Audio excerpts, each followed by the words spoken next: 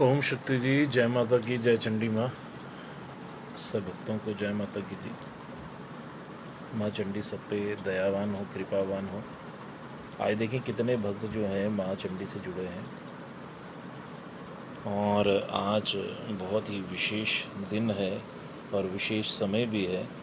मैं सुबह से as a mark of protest जो संत हैं, जो संत समाज है, उसके as a mark of protest में जो है आज पूरे दिन जो है संतों की आवाज़ बनने की कोशिश की। जिन साधुओं का अपमान हुआ, जिनको मारा गया, जिनको जान से मार दिया गया, उनकी मैं आवाज़ बनने की कोशिश कर रहा था। एक छोटी सी कोशिश थी। आज हमने भी भगवा धारण किया है। क्यों? क्योंकि हम सनातनी हैं, और मैं ये नहीं चाहता कि लोग ये सोचें कि हमसे अलग हैं और बाकी वक्तों में जो है ऐसी वेशभूषा को धारण करते हैं, और आज ज़रूरत है तो इसलिए पहन लिए।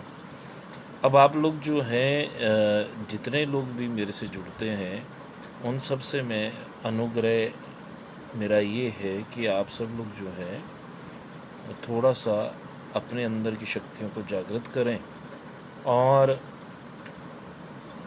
विक्की कुमार जी, आप आए हैं, और जय माता की जी आपको। और क्योंकि मैंने सुबह से लिखा था कि शायद मैं आज नहीं माँ भगवती की एक क्लास शुरू करूं। क्यों? क्योंकि मैं जब से मैंने वो वीडियो देखी, मैं बहुत आहत हूं कि हिंदू समाज ये हो रहा है। ये क्यों हो रहा है? किस लिए हो रहा है? हम हिंदू जो हैं कब तक सनातनी जो हैं इसी तरह इंतज़ार करते रहेंगे अपनी बारी का, और ये सोचेंगे कि नहीं, संत तो कहीं और मर गए और हम लोग यहाँ घर में सुरक्षित हैं।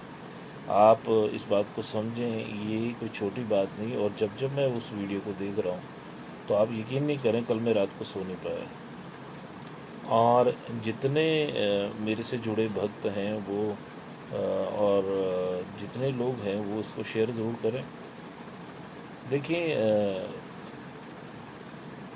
धर्म की रक्षा आप करेंगे तो धर्म आपकी रक्षा भी करेंगे। तो आप सब लोग जो हैं जितने ज़ोर शोर से इस चीज़ का खंडन कर सकें, जितनी इस चीज़ का जो है, इस घटना का, दुखद घटना का जो है आप प्रोटेस्ट कर सकें।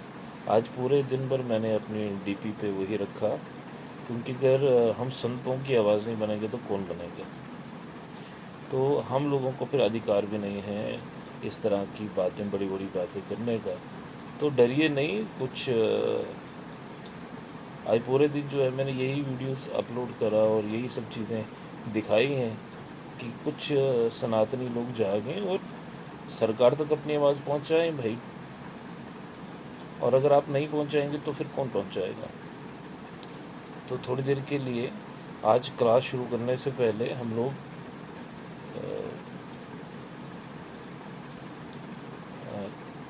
2 मिनट का जो है मौन उनके लिए करेंगे, या हरि शरणम का जो है उसके बाद जो है उच्चारण करेंगे, और ओम से जो है हम उनको जो है एक भावभीनी श्रद्धांजलि देंगे। क्योंकि मेरा उनका चेहरा जो है ना मेरी आंखों से हटता नहीं, कि किस तरह उस वो बुज़ुर्ग जो संत हैं वो गिड़गिड़ा रहे हैं, और पुलिस की जो जवान हैं जो भी है, वो इतना नपुंसक बना हुआ है कि अपने हाथ छुड़वा के जो है उस संत को जो है आगे धकेल देता है।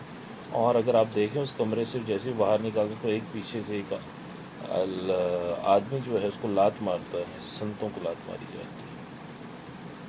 तो तो ये बहुत ही दिल को छूने वाली बात है भाई, ये कोई छोटी बात नहीं है।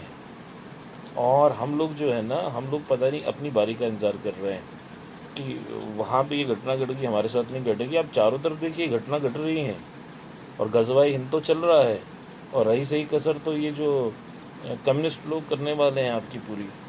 और जिस देश में संत का अपमान हो, संत का इस तरह कत्ल हो जाए, वो राष्ट्र जो है कब तक जीवित रहेगा? तो आप सब लोग जो हैं सबसे पहले ज्ञान को अर्जित करने से पहले थोड़ी देर के लिए उनके लिए ओ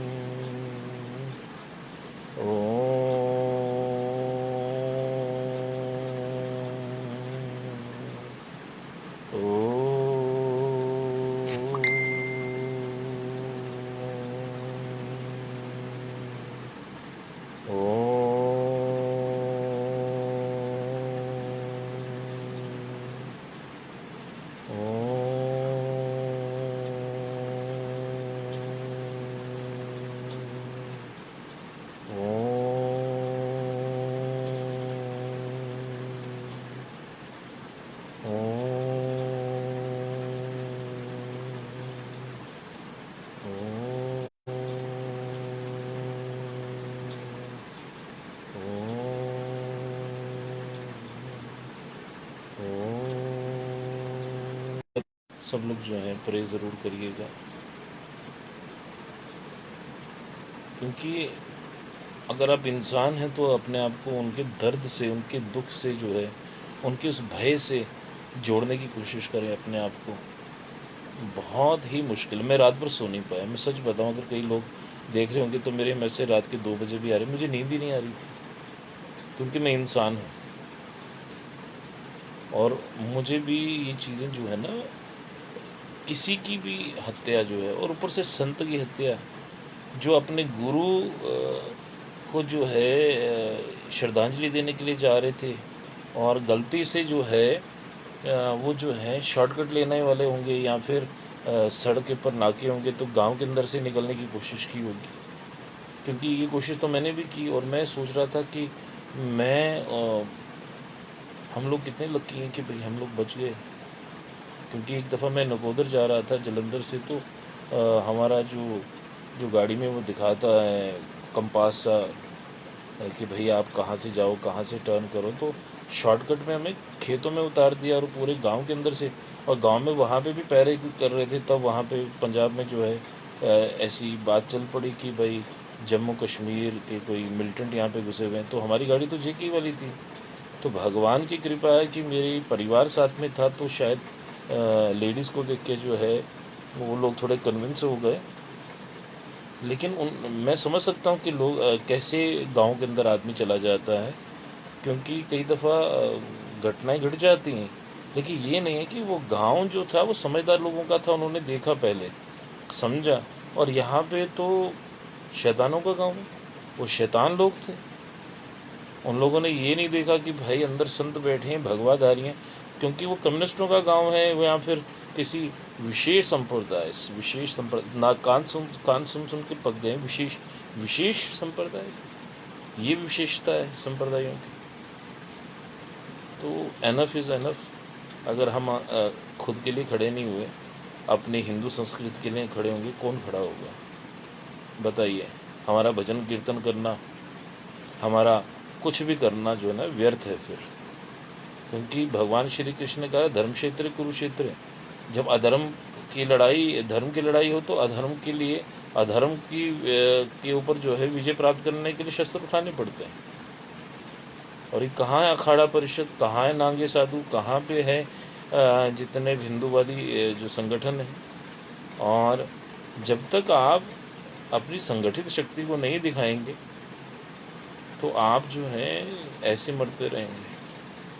आज संत मरा, कल आप लोग भी मर सकते हैं कहीं पे भी, क्योंकि उनको पता चल चुका है कि आप कायर हैं।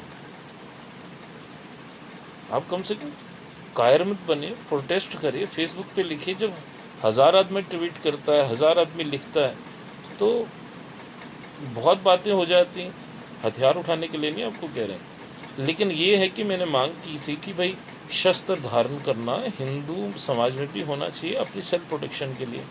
हमारे भगवान भी शस्त्र धारण करते हैं, लेकिन किसी को मारते नहीं हैं। जैसे हमारे सिख भाइयों में शस्त्र धारण करना धर्म है, वैसे भी हिंदुओं में भी होना चाहिए। और अपनी सुरक्षा के लिए, क्योंकि हम सुरक्षित नहीं हैं भाई। सरकार हमें सुरक्षा दे तो हम वहाँ पे तो सरकारी लोग ही हाथ पकड़ के उसको। मैं बहुत आहत हूँ। और चलें अब ज़्यादा बात ना करें, क्योंकि फिर ये जो राजनीतिकरण हो जाता है मुद्दों का। और बीइंग हिंदू मुझे ये चीज़ें बहुत बुरी लगी, एक इंसान होने के नाते मुझे बहुत बुरी लगी। और वो बुज़ुर्ग का चेहरा मेरी आंखों से नहीं गया। और दो संत, अरे ड्राइवर का भी कोई कुछ बोलो भाई, वो ड्राइवर बेचारे का तो कुछ पता ही नहीं चला, उसकी शक्ल भी नहीं दिखी मुझे, उसका क्या हुआ। तो आप सब लोग जो हैं मरे हुए मत रहिए, थोड़ा जागृत हों, अपने आसपास संगठित रहें, संगठित रहेंगे तो सुरक्षित रहेंगे। नहीं तो इस तरीके से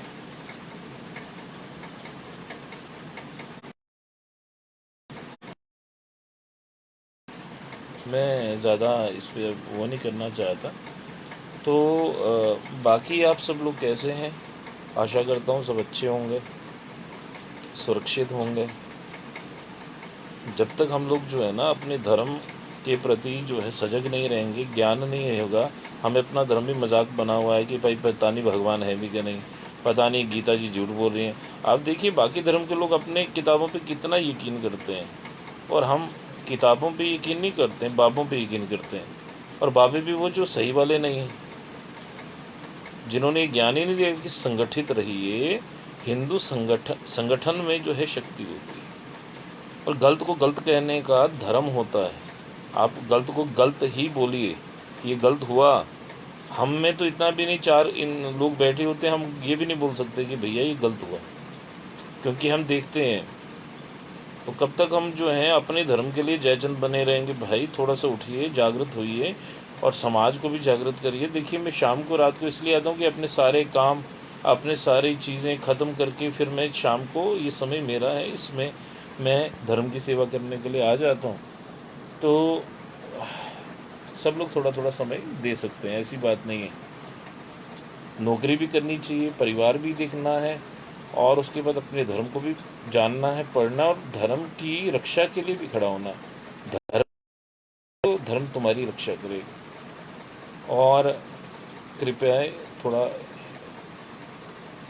अगर हृदय में थोड़ा सा भी संवेदना है तो आप सब लोग जो लोग हैं वो अपने फेसबुक पे उसको शेयर भी करें, उनकी घटनाओं को। और थोड़ा वो जो, जिस तरह मैंने वो एक वो लगा रखा है जस्टिस फॉर साधु, आप भी लगाएं, 1-2 दिन के लिए रखें, जब तक कि लोगों को पता चलना चाहिए ना। आप एक इंसान 10 बंदों को बोलो कि अपने प्रोफाइल पे ये लगा दो, कम से कम जहाँ जहाँ पे जाएगा उनको लगेगा कि नहीं यार ये इनके साथ हैं।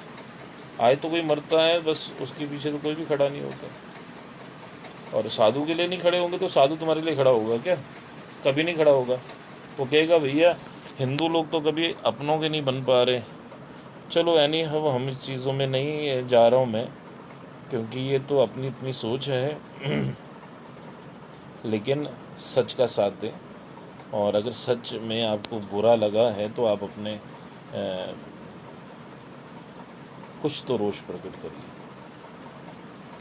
मैं हिंसा के मार्ग को नहीं मान रहा, मैं कहता हूँ अहिंसा के तरीके से ही आप करिए, लेकिन करिए ज़रूर, तो रोष प्रकट करिए। अपने से 10-20 बंदों को वीडियो, कहीं पे भी अपराध हो रहा हो तो इसके लिए भी आप उठ खड़ी होइए प्रभु। तो आप सब लोग जो हैं कृपया है अपना रोज़ ज़रूर प्रकट करें। मुझे जो है बहुत ही दिल में इस बात की ठेस पहुंची है, और पूरा दिन भर मैं सोचता रहा, और पूरे दिन वीडियो ही देखता रहा, और वही बार बार जो मुझे भेजे जा रहे थे मैं आगे भेज रहा था। और माँ भगवती से प्रार्थना करता हूँ, माँ जगदम्बा हिंदू समाज को थोड़ी शक्ति दे, और उनको या देवी सर्वभूतेषु बुद्धि रूपेण संस्थिता नमस्तस्ये नमस्तस्ये नमस्तस्ये नमः, इनको बुद्धि भी दे, विवेक दे, ताकि अपने धर्म की रक्षा करें। नहीं तो ऐसे पहले खिलजी बख्तियार पता नहीं कौन कौन लुटेरे आए थे, और उन लोगों ने हमारा धर्म ख़त्म कर दिया। और अब फिर 47 में एक दफ़ा हुआ, अब दोबारा इंतज़ार कर रहे, फिर से हमारे कश्मीर में हुआ, जम्मू कश्मीर में हमारी हिंदू धरोहरों को कैसे ध्वस्त किया जा रहा है, कैसे हो रहा है, वो आप देख चुके हैं। मैं तो जाता हूँ वहाँ पे, हारी पर्वत को कोहरे में हैरान बना दिया, शंकराचार्य को टापुए सुल्तान बना रहे थे, श्रीनगर का नाम शहर ख़ास करने वाले थे, अनंतनाग तो वैसे ही इस्लामाबाद हो चुका। तो सनातन तो वैसे भी ख़त्म हो रहा है। और हमारे कश्मीरी भाई जो है ना, इस फेसबुक के ऊपर कहीं नहीं देखता हूँ मैं कि कभी मेरी फेसबुक की आईडी पे कभी भी उन्होंने जो है खीर भवानी की, शारका माता की फ़ोटोएँ इसमें डाली हूँ, और लोगों को बताया गया हो कि भाई वो भी अपने अपने भगवान अपने पास ही रखे हुए हैं, जबकि सनातन के भगवान हैं। बताएं कश्मीर में क्या क्या था, क्या क्या था। ऐसे कोई कश्मीरी भाई मेरे से अगर जुड़ा है तो ज़रूर वो जो है, क्योंकि जम्मू कश्मीर हमारा है, ये देवभूमि है, भगवान शिव पार्वती का विवाह स्थल ही है यहाँ पे। आप जो है अपलोड करें ऐसी ऐसी फोटोग्राफ की, यहाँ पे ये है, यहाँ भगवान के ये स्थल हैं, ताकि बाहर जनमानस को पता चलना चाहिए कि जम्मू कश्मीर में क्या है। और जम्मू कश्मीर के चलो मैं यहाँ बैठ के सेवा कर रहा हूँ, बाकी जो पूरे भारतवर्ष में से वो अपने अपने स्थानों से जो है जोड़े सब हिंदू भाई बहन भाइयों को, और संगठित रहिए। संगठित रहोगे तो थोड़ा डर भी रहता है इनको कि भैया अगर कुछ करेंगे तो सारे इकट्ठे हो जाएंगे। चलो ये सब चीज़ें तो बात की बातें हैं, और आज की क्लास शुरू की जाए।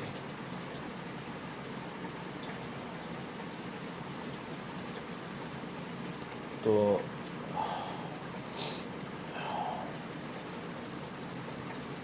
देखिए कौन कौन है इस वक्त। मेरे कुछ दो तीन जो लोग होते हैं ना, जिन्हें मैं सोचता हूँ कि ये बहुत ही ज़रूरी है कि वो लोग जो हैं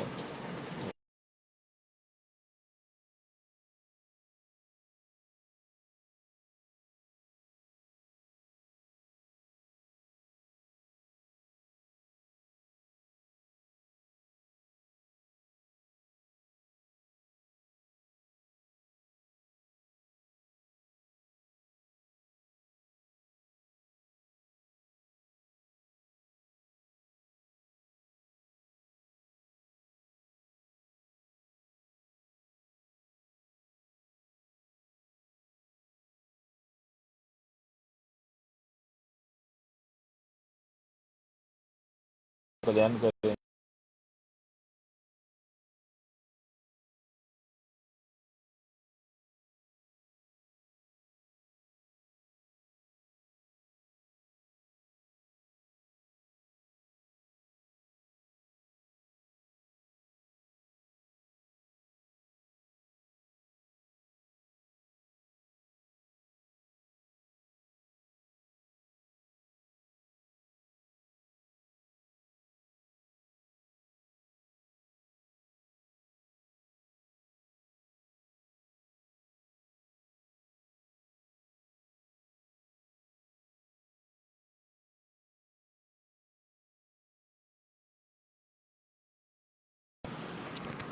10:30 हो गए, और जो रह गए हैं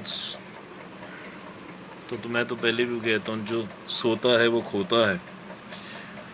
तो कल हम पहले देख लें कौन कौन आए हुए हैं। विक्की जी हैं, जय माता की जी। अशोक डोगरा जी, जय माता की। अभी हैं कृष्णा प्रिंटर्स, जय माता की जी। अजय खजूरिया, राधे राधे। दीपक गुप्ता जी, जय माता की। हिरन नाम मेरे से पढ़ा नहीं जा रहा। तारा विया, शिव योगी जी हैं, जय माता की जी। आपको भी शिव योगी हैं जी, जय माता की, जय माता की। बम महादेव। विशाल शर्मा जी, जय माता की। अनमोल गुप्ता जी, जय माता की।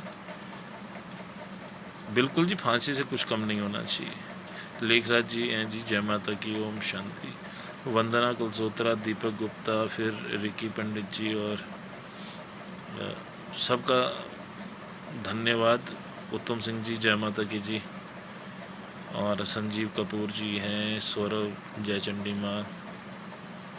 वीना सूदन जी, सुमित शर्मा, सौरभ, जय चंडी माँ। बिल्कुल जी बिल्कुल, सब आहत हैं। और ऐसा नहीं कि जिन्होंने वीडियो देखी हो और वो लोग जो हैं चुपचाप होंगे। अगर चुप भी है ना तो अंदर से उथल पुथल ज़रूर हुई होगी। ये तो मेरी पक्की बात है कि इतना कुछ देखने के बाद आदमी सो कैसे सकता है, पहले तो मुझे ये समझ में नहीं आता।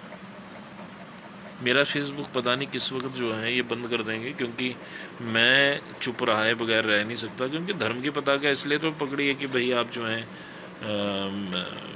यानी I am least interested in कि भाई मैं सत्संग हों, भागवत हों, जागरण हों, और मुझे जो है गद्दी पे, मैं तो गद्दी पे बैठा ही हूँ। मुझे इस गद्दी से तो आप लोग क्या ही उसके के ऊपर दे देंगे। गुरुओं ने जो प्रदान कर दिया है, जो ज्ञान दिया है, जो गद्दी दी है, मैं उसी में बहुत संतुष्ट हूँ। मुझे कुछ बड़ा बनने की चेष्टा भी नहीं करनी है, ना ही बनना है।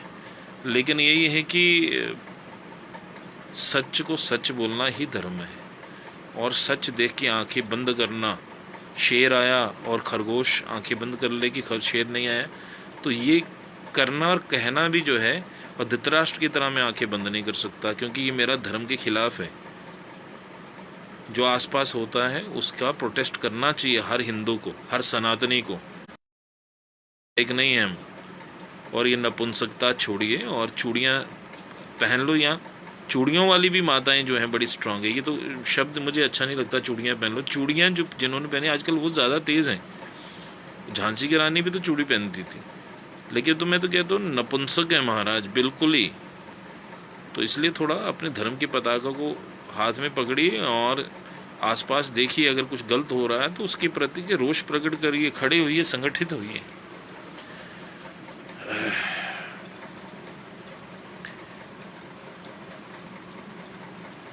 तो थोड़ा पहले सुन लें। देखिए क्वेश्चन चलते रहेंगे। क्वेश्चन तो मैंने आपको क्या कहा आपको कि क्वेश्चन तो चलते रहेंगे। मैंने एक हफ्ते से जो है आपको थोड़ा ज्ञान हिंदू धर्म अपना सनातन शाक्त मत के बारे में बताया। आप उन सब वीडियोस को इकट्ठा करें, उसको लिखें, जैसे विश्ववीर जी भी लिख रहे हैं, तो आप भी लिखें। अगर आप लिखेंगे ना तो आपको याद रहेगा फिर, और ये दिन वापस नहीं आने वाले हैं। मैंने आपको कहा अगर आप आएंगे भी कभी तो शायद ये इस पे चर्चा नहीं हो पाएगी। आप जो हैं लिखा करें कि मैंने इतने दिनों में आपको क्या क्या बताया, क्या क्या समझाया था। चलें छोड़ें, अब आप आगे की बात करते हैं कि भगवती की उपासना जो है वो अनादिकाल से, मैंने आपको बताया था वैदिक काल में भी उसकी पूजा होती थी। तो उसके बारे में कल बता दिया मैंने, बार बार मैं नहीं बताऊंगा। भारत में भगवती की उपासना की एक नई लहर चली थी, अभी जैसे चल रही है कि सारी रात भगवती के गीत जागरण करते हैं। पंजाब से लेके दिल्ली तक, दिल्ली से लेके पश्चिम की ओर जागरण का काफ़ी प्रचार है आजकल। विभिन्न प्रकार की उपासनाओं में शैवी उपासना, काली की उपासना की बड़ी महिमा है। आज भी असम, बंगाल, उड़ीसा, दक्षिण भारत में काली व दुर्गा के रूप में भगवती की उपासना विशेष प्रचलित है। यहाँ पे नवरात्रों में 9 दिन लोगों की भगवती की उपासना को हम मनाते हैं। ठीक है, तो आप लोग नवरात्र में जो उपासना करते हैं उसको राम की उपासना समझते हैं ना, क्योंकि हम ये शरदकाल महापूजा, शरदकाल में जो करते हैं उसमें आपको एक बता दूं कि जैसे हमारी अष्टमी दुर्गाष्टमी मानी जाती है, रामनवमी क्यों कहा जाता है? नवरात्रों का कनेक्शन राम जी से क्या है, ये प्रश्न है आज कि रामनवमी नवरात्रों में, चैत्र में तो चलो राम जी का जन्म हुआ, क्योंकि राम जी से पहले भी शक्ति की पूजा होती थी, लेकिन प्रचलन जो है उसके बाद ज़्यादा हुआ है। लेकिन रामनवमी सर्दियों में जब आती है, रामनवमी अष्टमी के बाद रामनवमी आती है, तो क्यों हम इसको दुर्गा नवमी क्यों नहीं कहते? तो एक प्रश्न, ये एक प्रश्न है। अच्छा, फिर उसके बाद जो है आप लोग तो नवरात्रों में जो उपासना करते हैं उसको राम की उपासना समझते हैं, जिसमें रावण कुंभकर्ण का पुतला जलाया जाता है। हमारे उत्तर भारत में भी यही होता है, लेकिन पूर्वी भारत में इसे कोई नहीं जानता। ठीक है, थोड़ा एसी कम कर देते हैं। अच्छा, तो गुजरात में भी भगवती का पूजन किया जाता है। यहाँ पे भी 9 दिन माताएं भगवती की उपासना गरबा नृत्य करती हैं। अश्विन के नवरात्रों में 9 दिन गुजरात, महाराष्ट्र, पूरे दक्षिण भारत में भगवती का पूजन और आराधना होती है। राम की उपासना कब से प्रचलित हुई, इसकी कहानी जो है लगभग 500-600 वर्ष पुरानी है। ये एक अनुमान है, किसी पुस्तक से मैं ले रहा हूँ। गोस्वामी तुलसीदास जी के समय में पश्चिम भारत में, उत्तर भारत में यहाँ रामानंद अर्थात वैष्णव संप्रदाय के लोग गए और वहाँ पे इस प्रकार की भावना को प्रचलित किया गया। वहाँ पे दुर्गा की आराधना नहीं, राम की उपासना, रामायण का गान, विशेष रूप से दशहरे वाले दिन, जिस दिन पूर्व में महिषासुर का वध होता, उसी दिन पश्चिम में रावण का पुतला जलाया जाता है। इसको जलाने की प्रथा प्रचलित है। दशहरे के रूप में भी राम जी की उपासना, रावण वध है, ये केवल 400 वर्ष पुराना है, लेकिन दुर्गा की उपासना कब से चली आ रही इसकी कोई इतनी मिति नहीं, यानी कि उसका आदि अंत नहीं मिलता। मैं आप लोगों को बता दूं कि आज भी दक्षिण भारत और पूर्वी भारत में भगवती की ब्रह्म शक्ति एवं शैवी शक्ति के रूप में उपासना की जाती है, और पश्चिम में इस समय अधिक उपासना वैष्णवी शक्ति की हो रही है। इसमें थोड़ा सा अंतर है। आप लोगों को बता दूं, बहुत इंटरेस्टिंग है कि वैष्णवी शक्ति की मैंने आपको कल सब कुछ बता दिया है। वैष्णवी 2-3 दिन से बता रहा हूँ, वैष्णवी शक्ति कौन सी होती, शैवी शक्ति कौन सी होती, पराशक्ति कौन सी होती है। अगर आप लोग नहीं देख पाए हैं तो कल परसों के लाइव को ज़रा खंगालिए तो आपको मिल जाएगा। और बाकी आप लोग कृपया इसको सेव करके रखा करें, और ताकि और साथ में लिखें भी इसको ना, तो लिखेंगे तो आपको बहुत चीज़ें पता चल जाएंगी। और विश्ववीर इसको लिख रहे हैं तो मुझे अच्छा भी लग रहा था कि भाई चलो कोई तो लिख रहा है। आप लोगों को बता दूं कि वैष्णवी शक्ति की उपासना करने वाले भगवती को नारियल चढ़ाते हैं। जो वैष्णवी शक्ति को पत्र पुष्प फल अर्पित करते हैं, लेकिन शक्ति की उपासना करते हैं, और उसमें से अधिकतर जो लोग हैं वो बकरा चढ़ाते हैं, यानी बकरे को काट देते हैं जी।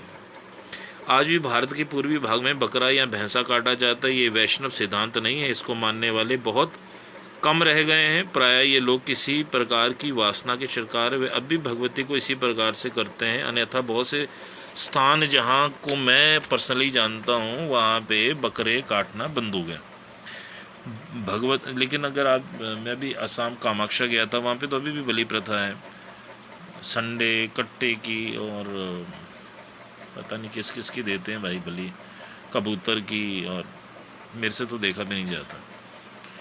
अब मेरा अपना जो विचार है वो भी मैं आपको बता दूं, क्योंकि मैं इसको एक्नॉलेज नहीं करता। भगवती को बकरी की जगह पर नारियल अर्पित किया जाता है। जहाँ पहले ये होता था, कई जगह बंद भी हुआ, जैसे बावे में भी बंद हो गया।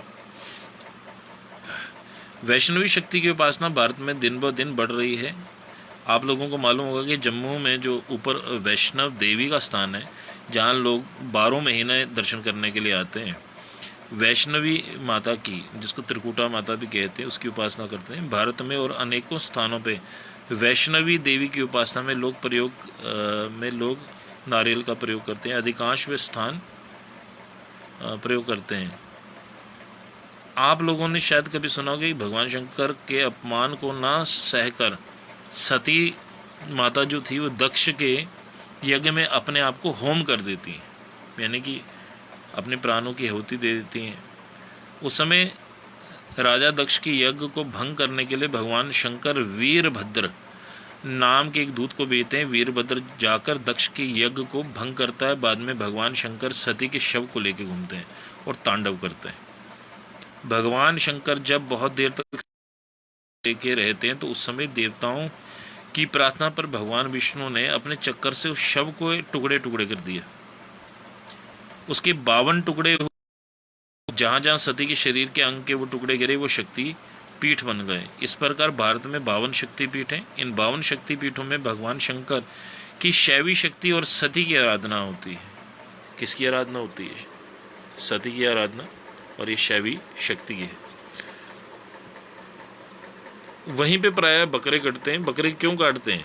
शक्ति के लिए नहीं। इसमें 2 कथाएं। क्यों काटते हैं जी बकरे? इसमें 2 कथाएं, वो भी सुन लीजिए।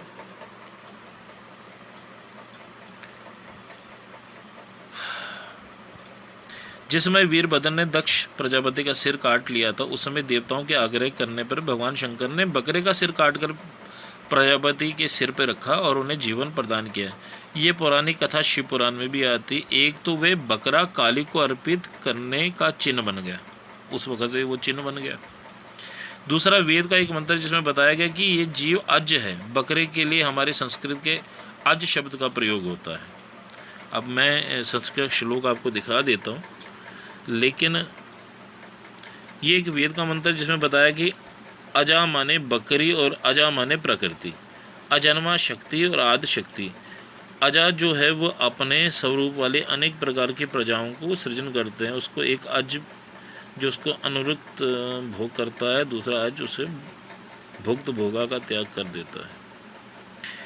देखिए जी, चाहे किसी चीज़ में भी लिखा है उसके दोनों पर्यायवाची शब्द होते हैं, और हम चीज़ों को जो है किस तरीके से, जिस तरह मैं किसी को अगर बिहाइंड द क्या बोलते हैं जी, जैसे मैं कमरे में बैठा हूँ और बाहर कमरे के ये जो दरवाज़ा है इसके बाहर कोई है, और मैं कहूँगा अंदर बैठे कह रहा हूँ खाना, अब वो बाहर जाके क्या समझ रहा है मुझे नहीं पता, और मैं अंदर बैठे बैठे वो मुझे मेरी क्रियाओं को नहीं देख रहा, मैं कहता हूँ खाना खाना, तो एक ही शब्द के दो दो मतलब हो गए ना। तो आप किस मतलब को किस जगह पे इस्तेमाल करते हैं। बलि आटे की भी होती है, बलि किसी चीज़ की भी हो सकती है ना। तो कई लोग ऐसा मुझसे कहते हैं दुर्गा सप्तशती में बलि इसलिए कहते हैं क्योंकि हमारे यहाँ पे मेरी कुल देवी का स्थान है सरथल माता, महिषासुर मर्दिनी का स्थान है, वहाँ पे किसी ज़माने में भैंसे की बलि देते थे, आज बकरों की बलि होती है। और मैं तो वहाँ जाता हूँ वैष्णव तरीके से नारियल चढ़ाता हूँ, लेकिन मेरा अपना तर्क ये है कि भगवान का जो घर होता है वो जीवन दान के लिए बना होता है, जीवन लेने के लिए नहीं। जीवन जहाँ लिया जाए वो कसाई घर होता है। तो हमें मंदिरों को कसाई घर नहीं बनाना है, हमें मंदिरों को जीवन दान देने वाले भगवान का घर बनाना है। एक तरफ से तो हम कहते हैं कि 84 लाख जीवनी में हम लोग हमारे ही लोग जो हैं बैठे हुए हैं 84 लाख जीवनी में, यानी कि वो गलत अपने कुछ कर्मों की वजह से इस जीवनी में फंस गए। और फिर हम एक जो इंसान जो है वो एक आत्मा दूसरी आत्मा को कैसे खा सकता है, यानी कि उसमें भी वही आत्मा है और हमारे अंदर भी वही आत्मा है। और 84 लाख जीवनियों में अगली बार हमारा नंबर आ सकता बकरे में। अगर हम हिंदू धर्म को मानते हैं तो हमारे हिंदू धर्म की ये कैर्मिक थ्योरी है। तो अब आप ये खुद सोच लीजिए, अगर आप खा रहे हो। और हाँ, एक बहुत ही जलता हुआ प्रश्न है, वो भी मैं आपसे कर लूँ डिस्कस। मेरे एक बड़े प्रेमी हैं, और बेसिकली जब से वो मेरे संपर्क में है 20-25 साल से, तो वो वैष्णव हो गए। एक दफ़ा क्या हुआ कि उनके कुल देवता की मेल लगी, और मेल में वहाँ के जो दयाले थे, जो वहाँ सेवादार हैं, वो कहने लगे कि भाई आप बाबा कालीबीर की वो हो और वंशज हो, और आप उनको मानने वाले हो, आपके कुल देवता हैं, और आपको मीट चखना पड़ेगा। तो वो मुझे वहाँ से फ़ोन कर रहे हैं और मुझसे पूछ रहे हैं कि अब मैं क्या करूँ, मैं तो वैष्णव हूँ, अगर यहाँ पे नहीं चखता हूँ तो ये पाप है, अगर चख लेता हूँ तो आप नाराज़ हो जाते हैं, फिर आप कुछ बोलेंगे। तो मैंने कहा बेटा साइड पे आ जाओ। फिर साइड पे आके आप मेरे से एक प्रश्न करिए, क्योंकि मैं नहीं चाहता किसी को बुरा लगे मेरी बात का। तो मैंने कहा कि ये चीज़ मुझे बताइए कि गीता को मानते हो? कहते जी हाँ बिल्कुल मानते हैं। तो मैंने कहा 84 लाख जीवनियों को भी मानते हैं? कहते जी बिल्कुल मानते हैं। तो मैंने कहा उस बकरे में जो है किसकी आत्मा है? आत्मा है? कहते हैं हाँ। तो मैंने कहा आत्मा 84 लाख जीवनी वाली ही है या कोई विशेष आत्मा है जिसको जो हर बार जिस तरह पेड़ को काटो तो उसकी शाखाएं निकल आती हैं? कहते नहीं, वो एक दफ़ा मरेगा, दोबारा तो पता नहीं कब होगा भी कि नहीं होगा, मिस्ट्री है वो, मरने के बाद क्या हुआ किसी को नहीं पता। तो मैंने कहा धर्म की किताब को मानना चाहिए। उस किताब में लिखा है कि पुनः जन्म होता है, लेकिन जैसा कर्म करोगे वैसा भोगोगे। इसीलिए तो कहता हूँ गीता को पढ़ना बहुत ज़रूरी है। तो मैंने कहा अगर सिर काट दिया आपने अपने कुल देवता के लिए, तो मुझे एक चीज़ बताओ, इष्ट देव बड़े हैं या कुल देव बड़े हैं? तो उस प्रश्न को लेके ना बड़ा उसको भ्रांति थी कि कुल देव बड़े हैं। तो मैंने उसको समझाया, मैंने कहा भाई तू जब अभी मैं पैदा हुआ हूँ राजपूत कुल में, आप पैदा हो गए ब्राह्मण कुल में, और कुछ समय के बाद जो है आप मर जाते हैं, तो क्या आप उसी परिवार में पैदा होंगे दोबारा? और क्या आप आदमी ही बनेंगे? ऐसी क्या गारंटी कि आप पशु नहीं बनेंगे? और कि ये ऐसी क्या गारंटी कि आप स्त्री नहीं बनेंगे? तो कुल, जब तक आपका कुल है तब तक वो कुल देवता आपका होता है। जब आप मर जाते हैं, आप दूसरे कुल में जाते हैं, तो कुल देवता चेंज हो जाता है। तो हेंस प्रूव्ड कि कुल देवता उतनी बड़ी अथॉरिटी नहीं है, लेकिन जब तक है कुल देव को आप नाराज़ नहीं कर सकते। आपको वैभव, आपका रक्षा, सुरक्षा, आपके घर को रक्षा प्रदान, आपके कुल को रक्षा देना कुल देवता का कार्य है। लेकिन इष्ट देव कौन होता है? इष्ट वो होता है जिसके पास आपने सोच लिया कि मुझे मोक्ष चाहिए और मैं, वो पूर्ण ब्रह्म होता है। अब चलें जी, बहुत अच्छा एक विषय मिल गया मुझे। आप सब लोग सुन रहे हैं, और सुन रहे हैं तो कुछ तो लिखिए इस पे, जय माता दी कुछ तो लिखिए, हाँ सुन रहे हैं, ताकि मुझे लगा कि आप सोए नहीं, क्योंकि मैं बहुत ही गहन विषय को उठाने वाला हूँ अभी आपके सामने। तो ज़रा देखें कितने लोग लिखते हैं कि भाई ओम शक्ति लिख के आप जो है मुझे बताएं कि आप लोग जो हैं मुझे ध्यान से सुन रहे हैं। कहीं ये ना हो कि मैं, हमारे स्कूल में भी जब एक टीचर होते थे, पढ़ाते रहते थे, तो मुझे और हमारे कुछ दोस्तों को वो बोर लगते थे, तो हम पीछे बैठ के ना सो जाते थे। तो कहीं वो सोने वाला काम तो नहीं कर रहे। ज़रा देखें कितने लोग जो हैं जागृत हैं, इस वक्त जागे हुए हैं, आँखों से जागे हैं, बाद में तो मन से और दिमाग से भी जाग जाएं तो क्या ही बात है। तो ओम शक्ति लिखें ज़रा। जय माता दी। हाँ जी, जय माता दी जी, जय माता दी। सब लिख रहे हैं, मैं ओम शक्ति की बात करूँ। ओम शक्ति लिखिए, क्योंकि पराशक्ति की पूजा की बात हो रही है ना। ओम शक्ति चंडी माँ, जय बात, जय हो ओम शक्ति। बिल्कुल बिल्कुल। संजीव ठाकुर जी भी आ गए हैं क्लास में भटकते भटकते। मैं तो रोज़ क्लास दे रहा हूँ भाई, कि आप लोग सुने, आप लोग समझें माँ भगवती कौन है, कैसे हैं। तो चलें, मैं आपको और भी कह रहा था कि पीछे अजय खजूरिया भी ओम शक्ति लिख रहे हैं। ओम शक्ति जी आपको भी, कि ओम शक्ति मैंने क्यों बोलता हूँ वो भी मैंने आपको 3-4 वीडियोस में बताया है पीछे। और मेरा कोई ऐसा अच्छा जो है डिवोटी भी नहीं है कि भाई इन सबको सेव करो, एक चैनल बनाओ, उसमें डाल दो, ताकि आने वाले भक्तों को भी उसका कल्याण हो। मैं बार बार तो ये ज्ञान नहीं यहाँ पे साझा करूँगा ना। तो सब खुश रहें जी, आबाद रहें। अच्छा, तो मैं साझा कर रहा था आपसे कुछ बातें, कि इष्ट बड़ा या कुल देवता बड़ा।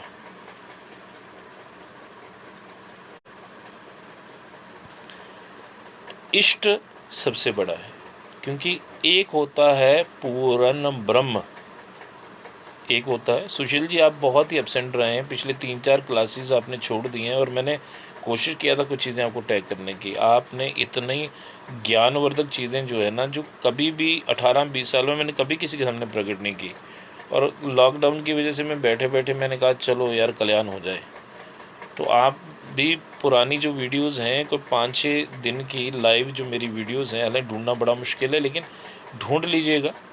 मैंने मचेल माता का, मिंदल माता की, पाडर की 5 बहनें, फिर उसके बाद कितनी प्रकार की हमारा शाक्त संप्रदाय है, 5वां संप्रदाय है, क्या क्या बहुत चीज़ें मैंने आपके साथ साझा करी हैं। तो आज प्रश्न उठता है कि इष्ट बड़े हैं कि कुल देवता बड़े? तो मैं कहता हूँ इष्ट देव बड़े। आज मैं शिव की भक्ति करते करते मर जाता हूँ, तो मैं अगले जन्म में भी शिव की ही भक्ति मेरे अंदर से जलेगी, वो पैदा हो जाएगी, अपने आप ही प्रकट हो जाएगी। हमारे सनातन के लोग जो है किसी को भक्ति करवाते नहीं, खुद भक्ति, बीच में कहीं कोयला पड़ा हो उसमें सिर्फ फूंक मारते हैं तो आग निकल आती। कुल के साथ कुल देवता आपको जय श्री राम कर देते हैं। अगले जन्म में आप किसी और कुल में पैदा होंगे तो कुल देवता चेंज होते हैं, लेकिन इष्ट देव चेंज नहीं होते, और कुल देव मोक्ष नहीं दे सकते, ये याद रखिए। एक होता है पूर्ण ब्रह्म। ठीक है, मुझे एक सेकंड का विराम चाहिए, 1 सेकंड। और तो मैं आपसे ये बात बता रहा था कि कुल का देवता कुल के साथ ही समाप्त हो जाता है। समाप्त तो नहीं होता, वो आपके बस वहाँ तक ही रक्षा करता है। अगर एक कुल में जब आप पैदा होते हैं तो अगले कुल देवता प्रकट होते हैं। तो कई यहाँ पे प्रश्न उठता है कि आप कहीं मनगढ़ंत चीज़ें तो नहीं पूछ रहे।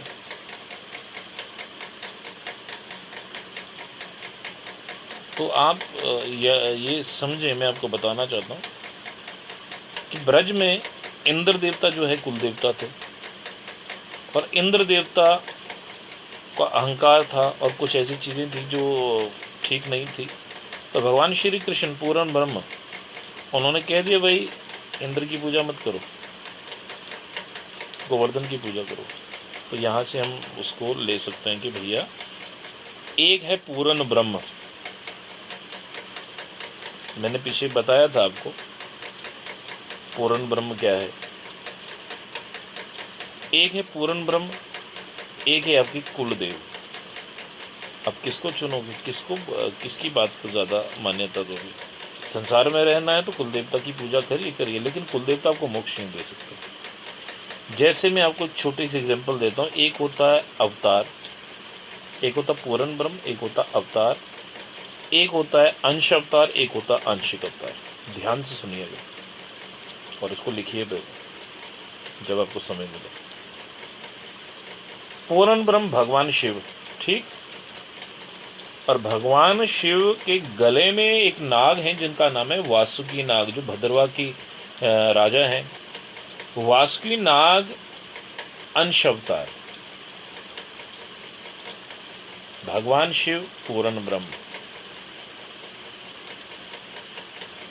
वासुकी नाग अंश अवतार, और उनके बेटे आगे बाबा सुरगल, बाबा पैड़, बाबा कैलकनाथ, वो सब जो हैं वो आंशिक अवतार। आज हमने क्या किया है कि भगवान शिव को छोड़ के उनके अंश अवतारों की पूजा कर रहे हैं। ठीक है, कर रहे हैं, बहुत बढ़िया, करना भी चाहिए।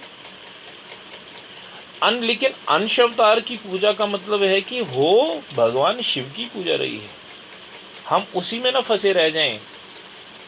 बाबा सुरगल में बाबा सुरगल भी खुश होंगे अगर बाबा सुरगल की फोटो के पीछे भगवान शिव की फोटो रख दी जाए, या उनकी फोटो से मूर्ति के ऊपर भगवान शिव को स्थापित किया जाए। तो हम उस कुल देवता की पूजा के साथ साथ पूर्ण ब्रह्म की पूजा कर रहे हैं, उस भगवान शिव की पूजा कर रहे हैं जो हमें मोक्ष प्रदान कर सकता है। वरना ये नाग देवता हमें मोक्ष थोड़ा प्रदान कर सकते हैं। ये तो हमें संसारिक चीज़ें दे सकते हैं, ये तो हमें सुरक्षा रक्षण हमारा कर सकते हैं। तो हम कुल देवता में नहीं फंसेंगे, हमें पूजा डायरेक्ट इनडायरेक्टली पूर्ण ब्रह्म की करनी है। ब्रह्मा विष्णु में इससे बड़ा कौन, ये भी मैंने आपको बता दिया पिछली वाली में।